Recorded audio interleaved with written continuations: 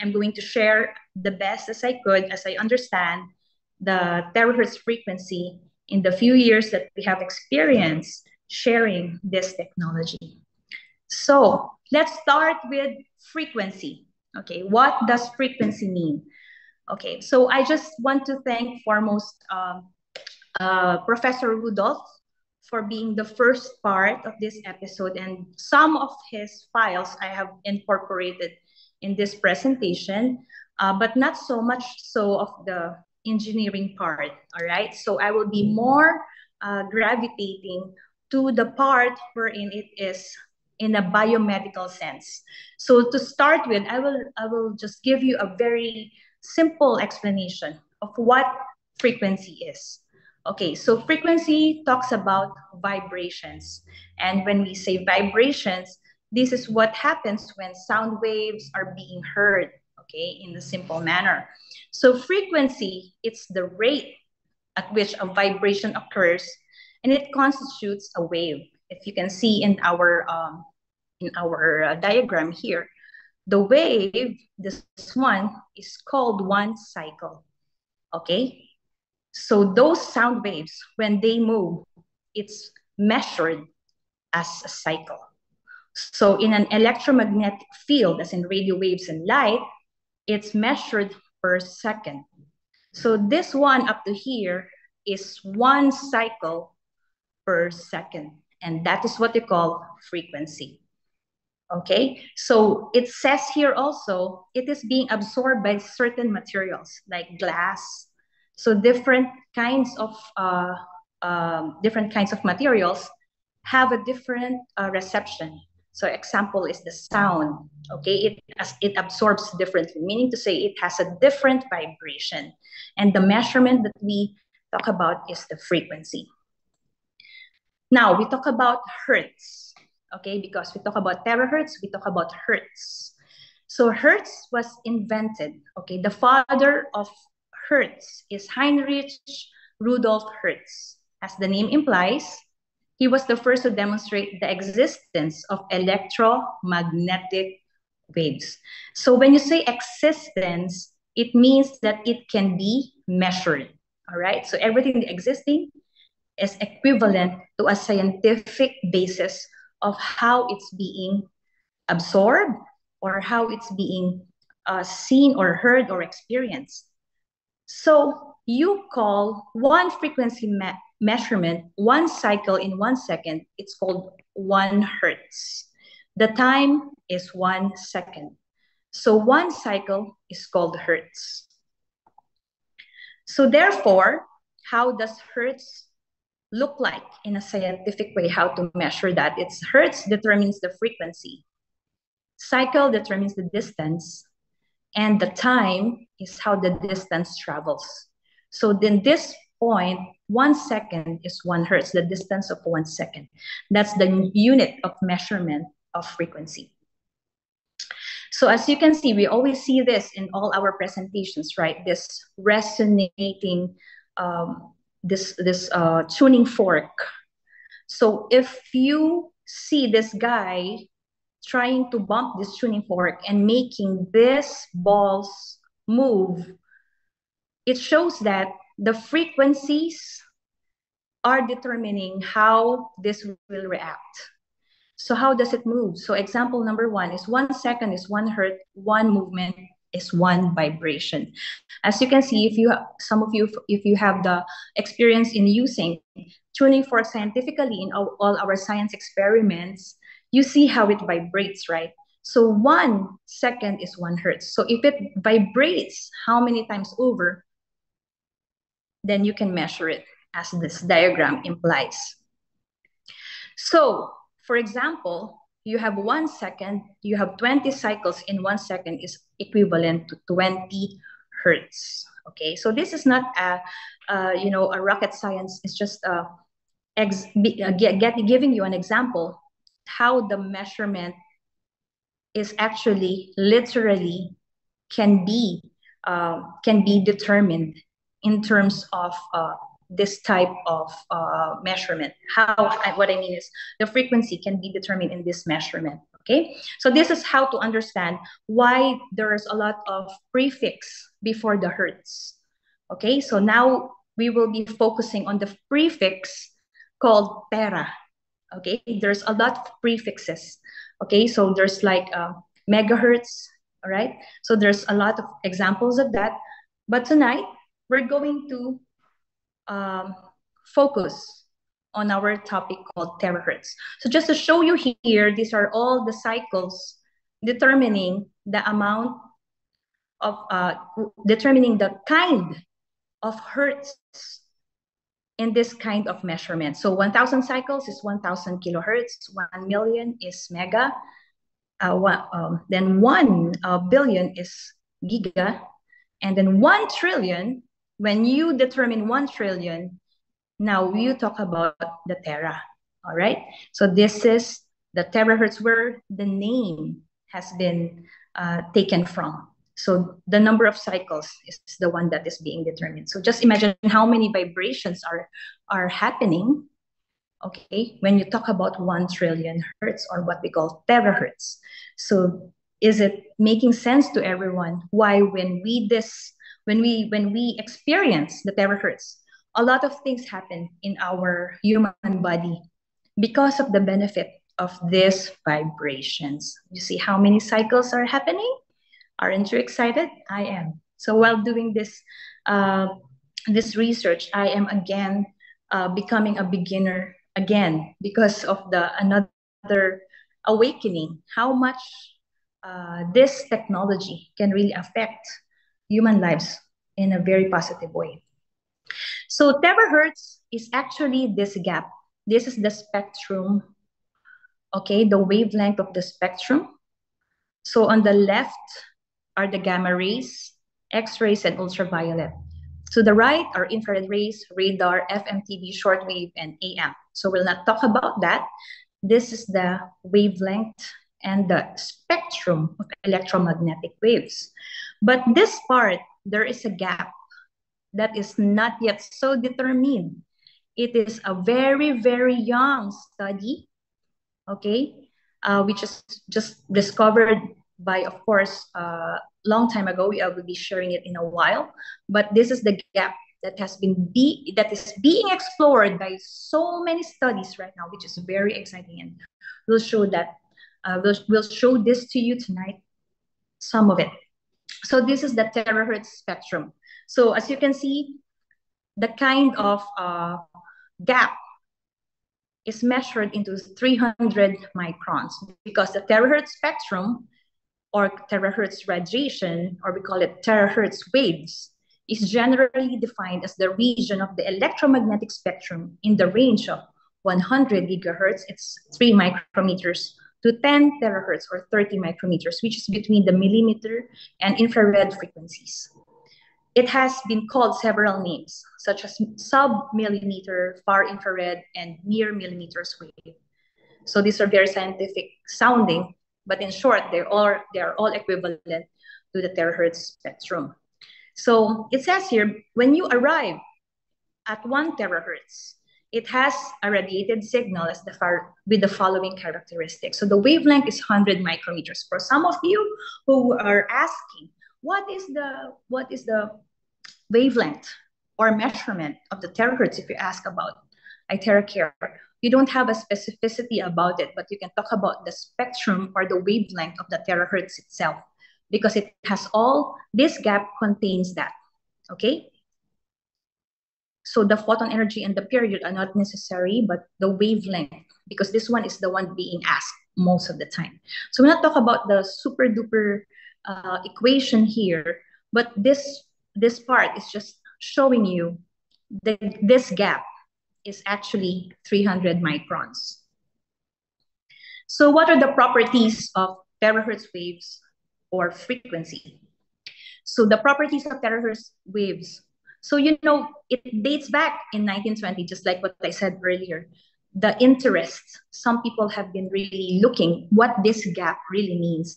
The extensive studies have been devoted within the past 3 decades only. So the key motivation, it's because of the exceptional wave properties and vast possible applications. in the terahertz frequency range. This gap has been slowly being applied to an everyday commercial and human, in a way wherein the commercial and the human life can actually benefit.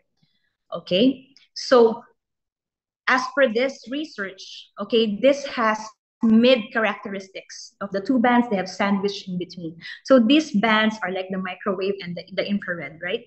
So it's sandwiched. So these properties can be summarized as follows. So number one, penetration. It can actually penetrate, okay, in any form. Okay, the wavelength of terahertz radiation is longer than the infrared wavelength. So it has less scattering. So meaning to say it's actually focused when it penetrates and has better penetration depth in the range of some microns compared to the infrared. So we have been hearing this most of the time, that the penetration is deep, and now we are really reconfirming and confirming it. So dry and non-metallic materials are transparent in this range, but are opaque in the visible spectrum, because the terahertz is actually, you can actually see, and you can use that to view the spectrum of some things that you want to inspect, because you can actually use this. Okay, later on you will see the applications. So the resolution, okay, it has high resolution. The terahertz waves have shorter wavelengths in comparison to the microwave ones. It gives a better spatial imaging solution. So it can actually target, and if used to have an image, it has a good focus. You can actually see the property of what you are looking into. And the third property that I like about it is the safety. So the photon energies in the terahertz bands are much lower than X-rays. Therefore, terahertz radiation is non-ionizing. And then the spectral fingerprint. The inter and intra-vibrational modes of many molecules lie in the terahertz range. So spectral fingerprint, it's the mode of many molecules. So meaning to say, it can actually go through any, inside and out of any molecule. That's amazing, right? So spectral fingerprint, okay, lie in the terahertz range, the inter and intra-vibrational modes of many molecules. So meaning to say, there are a lot of kinds of materials and a lot of ways how it can be used. So the characteristics in developing terahertz band. So there are a lot of characteristics regarding its technology. So, however, there is a challenging situation with the terahertz because it has been underdeveloped compared to the neighboring bands. Okay, because of the lack of efficient, coherent, and compact terahertz sources and detectors. But recently, there's a lot of studies going out already. So, like these studies actually are being magnified that the development of terahertz is actually very, very young. Okay, right now we are in a very pioneering stage of the development of how terahertz are affecting and how it can be used. Okay, further. So another challenge is the high loss. Okay, what do you mean by high loss? So the terahertz have a high absorption in atmospheric situation and the moist environment. The atmospheric attenuation across the electromagnetic spectrum is depicted in figure 2. So I'll show you later. So meaning atmospheric attenuation means that, okay, so this terahertz, when used in a place, there is a specificity how it can be determined. Okay, so that is the loss, meaning to say it can easily diffuse. All right, so the best thing about the characteristic is how the water molecules resonate with it. Okay, so because of the high high losses, okay, there are suitable working frequency regions only. Just like the aerospace, you can actually determine the measurement in there because the ambient is near vacuum. So signal absorption and attenuation due to water drops are not problems. So because it needs a moisture to operate very well. All right, so this one gives us now the background why water is a very good medium for terahertz to really take effect. All right, so terahertz has been widely used in radio astronomy as the launch of Herschel Space Observatory by the European Space Agency. And another suitable working frequency regions are short-range applications. So meaning to say, if it's very near, okay, if you put it or any device that is short-range, it has to be directly connected or directly, the source of the terahertz must be very near to the medium that you want to subject for test or to run the test or to run the process, okay? All right, so hence, terahertz technology is a very resourceful tool for fundamental investigations in various disciplines, such as physics and chemistry. This is now the basic development of terahertz in terms of its usage, physics and chemistry. And when we hear physics, we always look into quantum, right?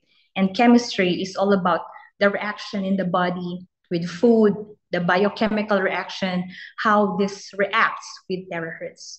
So this is getting so exciting already tonight.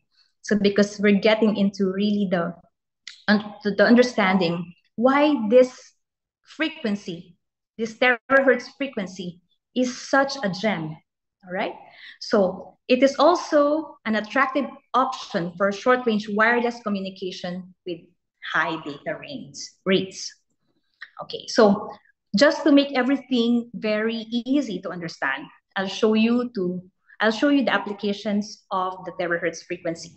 So the first one is the spectroscopic application.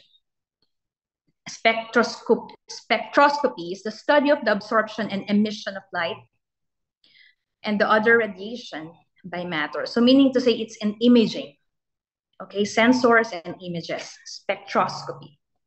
So next, another type of security imaging. So this one is in the, when you check in the airport, whether there's, in the airport when you are being inspected because of the danger of some explosives or any kind that is not suitable and suitable for flight. There are a lot of things that we need to, that the airport is inspecting us, right? These are all terahertz, all right?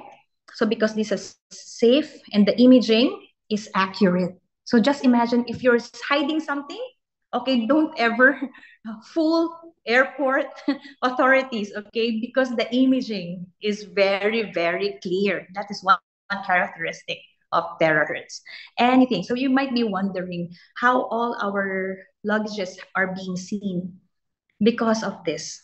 The detailed focus of the results of the imaging using this terahertz application. And most airports are using this technology already because of the safety feature of this. It doesn't affect, and it is safe, all right?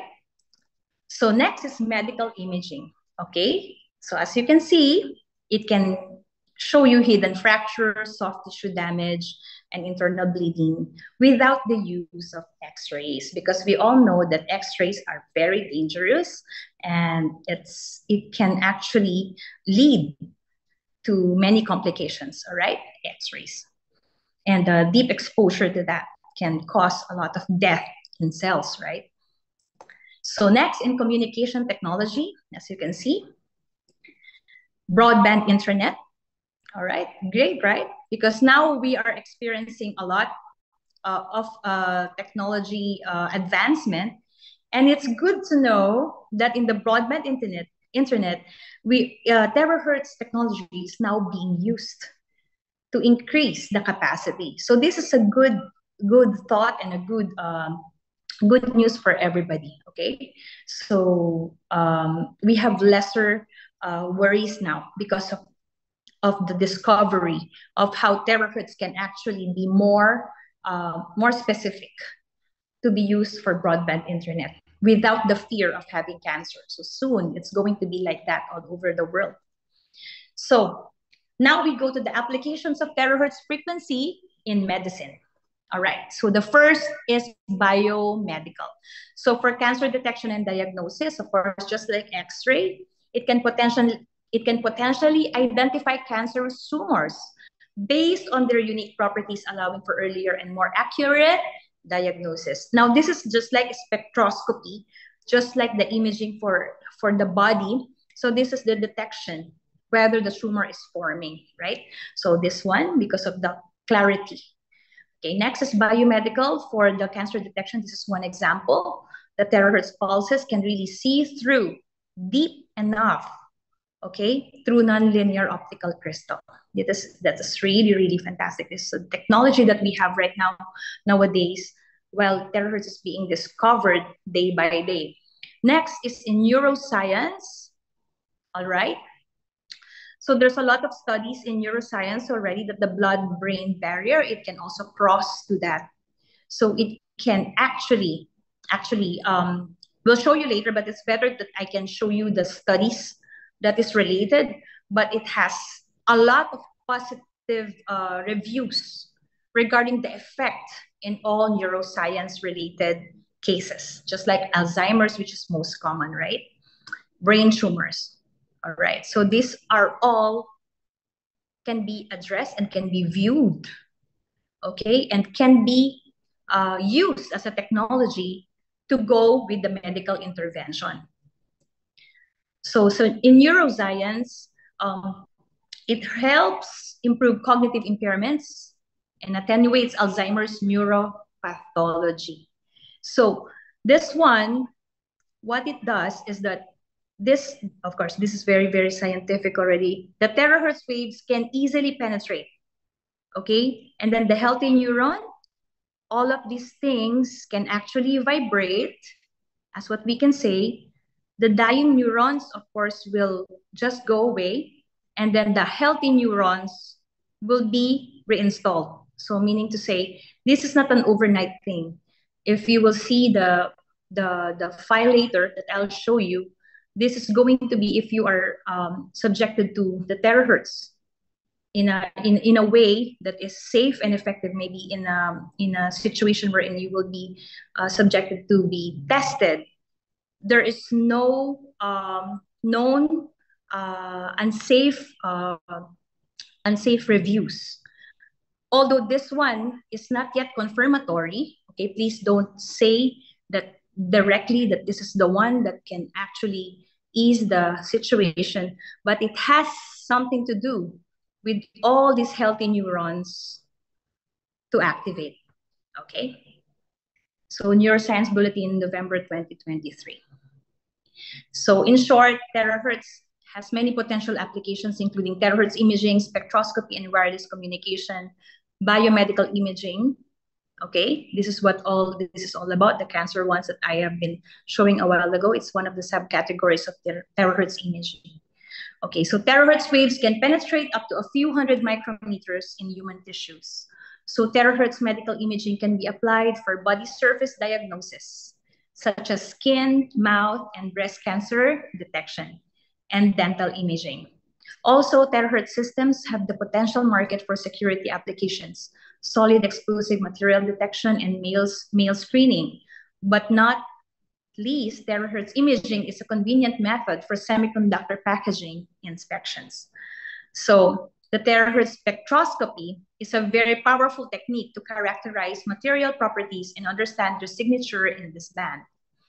The terahertz spectroscopy has an enhanced understanding of absorption features in many single crystal, microcrystalline, and powder samples of organic molecules. So actually, this one is confirmatory of the 3-in-1 characteristics of our beloved iTeraCare. So this one is really, okay, this one is the absorption feature of terahertz using all these crystals is very, very good. So just imagine if you use this to a crystal that is actually full of minerals and is very helpful to the body, it can be absorbed. Okay, it can be absorbed and it can be brought to one point to the other point. All right. So as you can see in this diagram, I just want to share to you how this figure 3, okay, this is the maltose molecule. Maltose is a kind of sugar.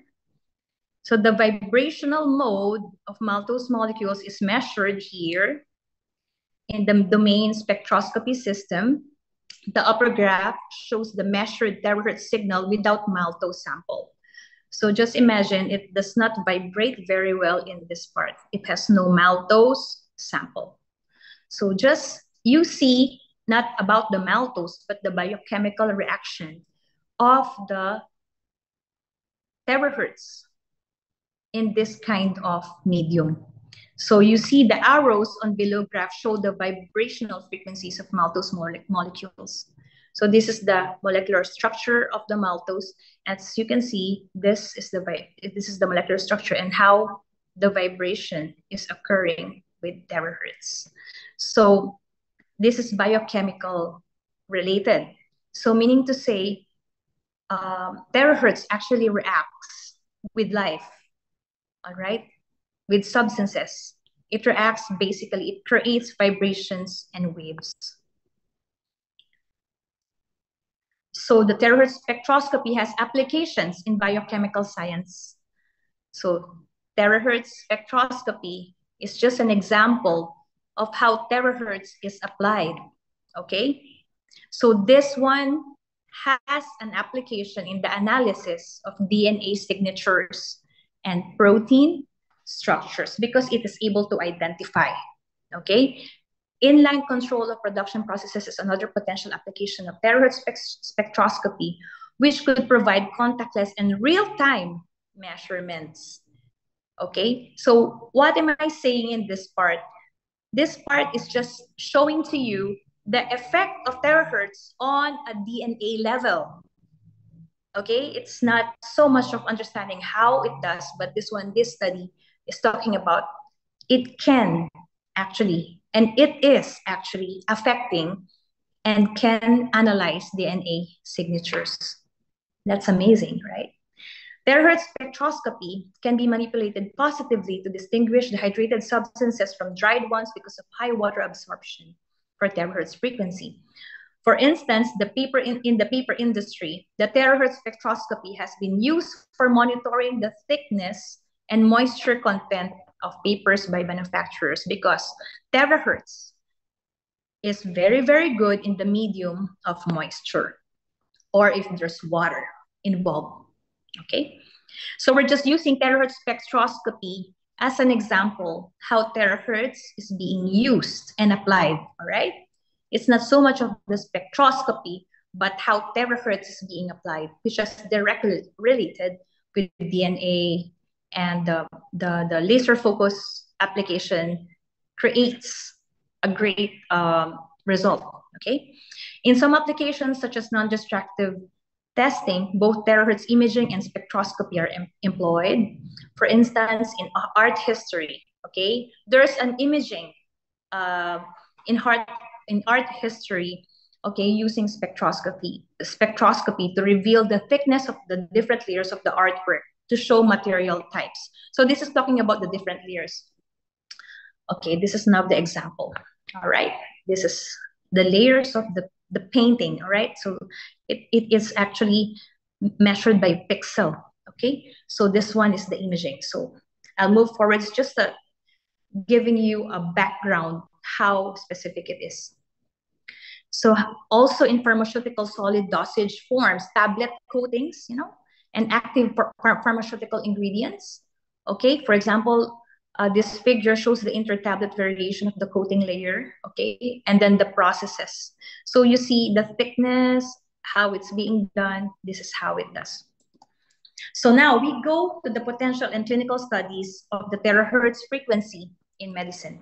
So these are the research papers that are available, and there's a lot of it. If you make a research, there's thousands and thousands and thousands of it already right now because it's been a topic of research right now, which is getting more popular with researchers and scientists. So we'll be choosing some of it. So one of the best things that we have been seeing is how the terahertz can have the effect on mammalian stem cells reprogramming. So what is the response of the terahertz in stem cells reprogramming? So this one, okay, the studies is involving the DNA-directed gene transcription. So because stem cells and DNA are directly related, so cut the long story short, this study proposes that the terahertz radiation is a potential tool for cellular reprogramming. Okay, and there is no conflict of interest, meaning to say, it is a very positive research. It has no competing interest, meaning to say, substandard things that can happen. The authors have declared that no competing interest exists. So meaning to say, some tests that are done, it can have an adverse effect into some. But right now, this is not yet. This is an ongoing studies, but the initial proposition that this is actually gravitating towards cellular reprogramming, meaning to say it can actually reprogram your body in the long-term use of terahertz, affecting the stem cells. Next one, my favorite is this new method of treatment of cardiovascular pathology. So this one has this is a public file, but if you understand how to read the abstract. So the electromagnetic radiation of terahertz range at molecular spectrum frequencies of nitride oxide, this is the medium, is used in clinical practice for 30 patients with stenocardia and arterial hypertension. So this is the abstract, this is the case. So I'll skip here.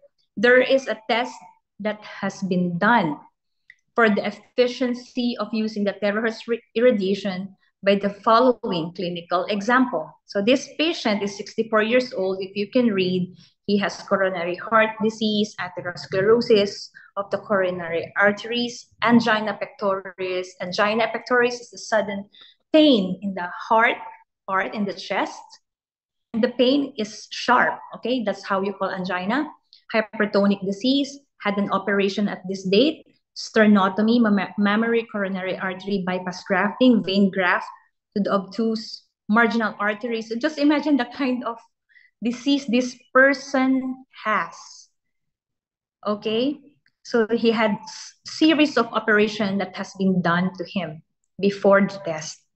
Okay, there's antibiotic therapy, and he's the subject in this test. So before treatment, 2 days later and 7 days later were the basis of the test, and his baseline, when you say baseline, is the amount of reading, the workup that he did before being subjected to the test. So before treatment, his ESR is erythrocyte sedimentation rate. So erythrocyte is another name for blood cells. So sedimentation is the amount and the amount of settlement, okay, sedimentation, and the rate.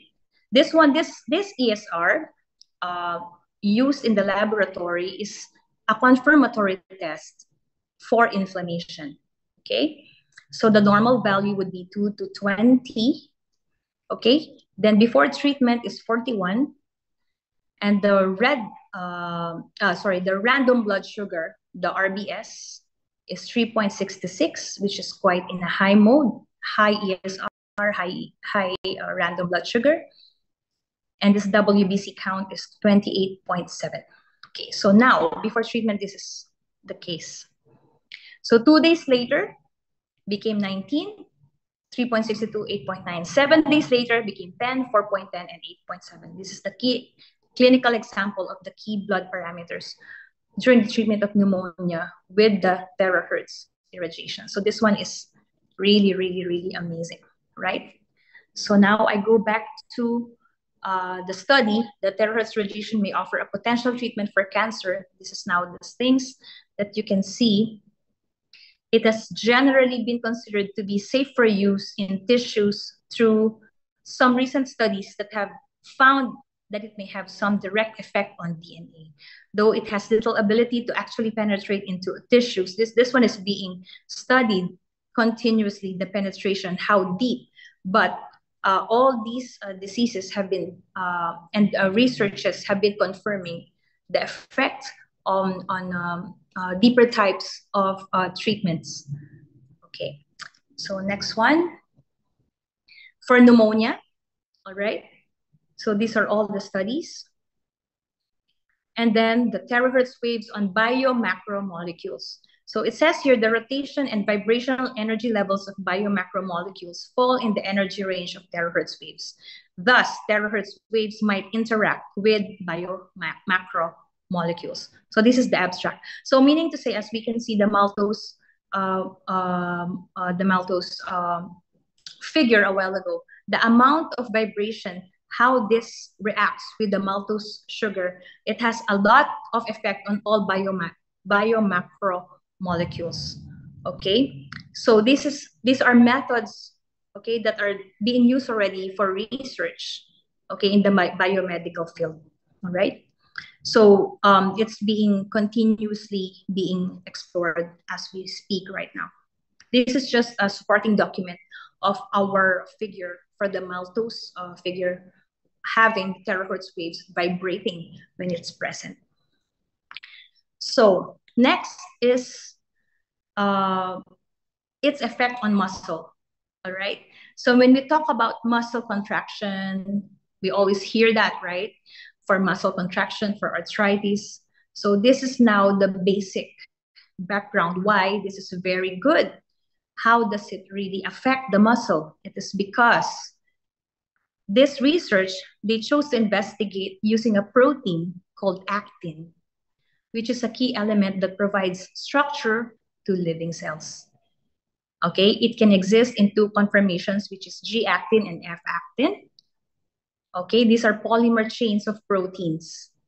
Okay, so basically, okay, the terahertz light was somehow preventing the G-actin from forming chains and becoming F-actin. So this G and F are good actins, okay? These are not bad actins. These are all considering, this is all confirmatory how the terahertz actually affect the muscle in a very, very good way. So what is the conclusion in this research? Terahertz radiation is coming into a variety of applications today, and it is important to come to a full understanding of its effect on biological tissues, both to gauge any risk and to look for potential applications. Okay, so just to let you know, this is the one that is being activated. Actin participates in many important cellular processes, including muscle contraction, cell motility, cell division, and cytokinesis, and organelle movement. All right, so I can really feel the confirmation of all the things that we've been saying in an everyday basis in this research. We'll be talking about all the beautiful things in the later part, but right now I'm just giving you a preview of how beneficial is terahertz in all these investigations, and it's all positive reviews. Okay, so the functions of actin. Okay, it's involved in architecture of the nucleus, transcription, regulation of gene activity, integration of different cellular compartments, immune response, and DNA repair. All right? So this is really, really exciting. So finally, so what is terahertz frequency? It is, of course, we always see this. All right, in 2004, the US government have already explored this, and many scientists have been calling it wave of life, light of life, and God's wave band, as you can see in this slide, which is about to end. It's existing actually in our wonderful device called iTeraCare and the Bio and the BioLite. So aren't we so privileged to have this technology right in front of our reach? we can use every day. And if you will understand more, you will really feel for the rest of humanity a relief that we can actually have a good chance of seeing our children's children, okay, grow, and us also growing in great health. So thank you so much. I sincerely appreciate your time. So now we